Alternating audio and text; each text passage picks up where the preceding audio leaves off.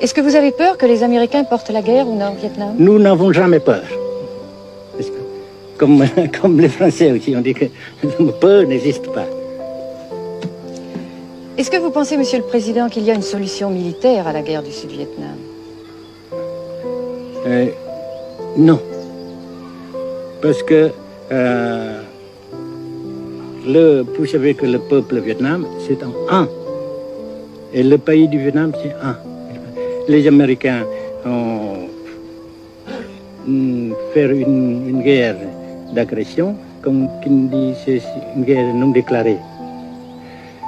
Et, comme vous savez aussi, vous avez pu lire dans la presse, n'est-ce pas, mondiale, que plus la guerre prolonge, plus les Américains et leurs valets, n'est-ce pas, s'enliser, hein?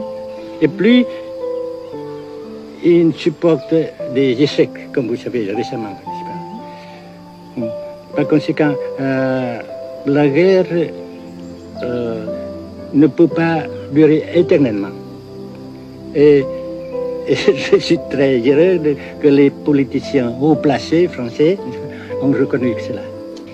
Monsieur le Président, nous avons constaté avec chagrin qu'au cours de notre voyage au Nord-Vietnam, que l'influence française était devenue à peu près inexistante dans votre pays.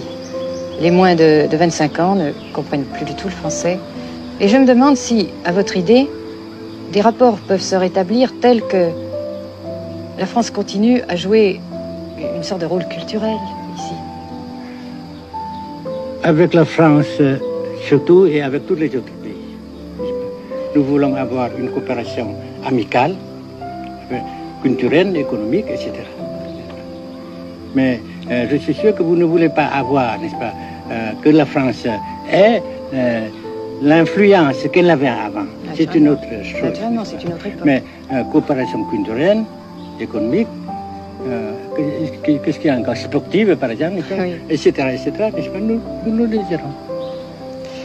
Si la guerre se cristallise au sud et se poursuit encore pendant quelques années, pensez-vous que l'avenir économique du Nord-Vietnam soit viable?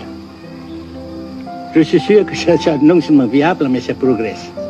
Parce que vous avez vu vous-même, vous avez constaté vous-même qu'ici, nous travaillons beaucoup, notre peuple travaille beaucoup, avec abnégation, n'est-ce pas, et avec dévouement, avec enthousiasme.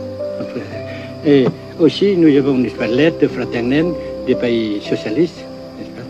Mais certains ont l'impression chez nous, Monsieur le Président, que le Nord-Vietnam se trouve actuellement assez isolé, asphyxié même, et que politiquement, il pourra difficilement éviter de devenir une sorte de satellite de la Chine. Qu'est-ce qu'on peut répondre à cela? Jamais, jamais.